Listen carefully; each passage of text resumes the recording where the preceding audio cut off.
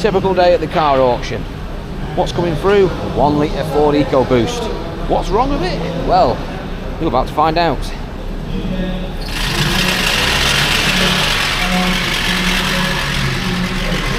Lovely. Good old Ecoboost. Cracking engine.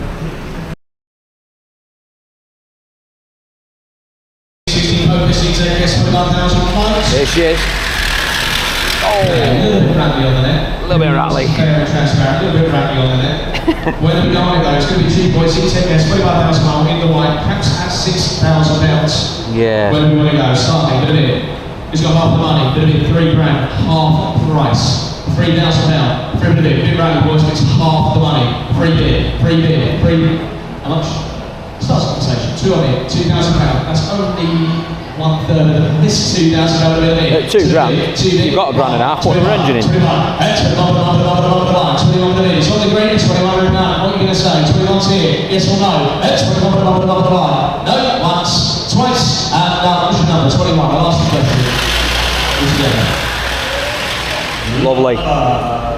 So, a couple of grand on a provisional bid for that Ford Ecoboost or Ford Focus Ecoboost. Now, for a car that should be capping at about 6,000 quid, tried to start it off at 3,000, no interest, obviously, took a bid at £2,000. To be honest with you, that's not a bad bid when you think about the fact you're going to have to basically probably put an engine in that. I do think it will need an engine, to be honest. It does sound very terminal. When I first heard the noise, I assumed it was engine. When it was driving through, I thought it could be actually the transmission, could be gearbox, and maybe might actually not be as bad as you think. But if you just catch the last few seconds of that video, you can just see before the car actually moves and it revs up, you can actually hear the engine actually knocking, and then before it actually drives off. So I do think it's an engine fault rather than a transmission box fault. There is an issue sometimes with the Ford 5.6B boxes as well, so that can be an issue and could mask it, but I generally think it is an actual engine problem. It wouldn't surprise me. Being an Ecoboost, they are renowned for their faults, as we've mentioned many times on this channel. So I think a fair bit at a couple of grand. Obviously, there might be a negotiation there, a few £100 more, who knows. But at the end of the day, that car's never going to achieve cap clean because obviously it's in such a poor condition and obviously could need a new engine. Engine-wise, for those, you can pick them up now for 1,500, 2 grand. There's companies out there that actually will supply and fit engines reconditioned for that sort of money, so it isn't too bad now. The actual engine's even new, a brand new one on a pallet. Until recently, we were picking these up for about 1,500, 1,600 quid in the trade. With the discounts from the Ford agents, you could pick the engines up, the Ecoboost, particularly the earlier ones.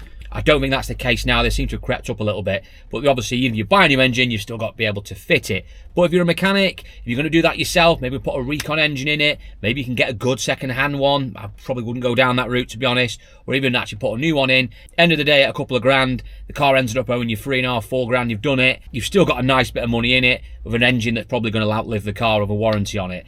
So it's not a bad move, I suppose, really, but it's just a lot of work to do it, which is why when you get these cars in, particularly these Ecoboosts, another engine that we see as well a lot is the 1.2 Citroen Peugeot PureTech engine. You see a lot of those with faults on going through the auctions. Effectively, when you see these cars going through with noisy engines or anything like that, the reality is you're going to end up putting engines in them. So when you get situations like that, it does really devalue these vehicles. Anyway, let me know your thoughts in the comment section below. Thank you for watching this short video. I'll see you all in the next one.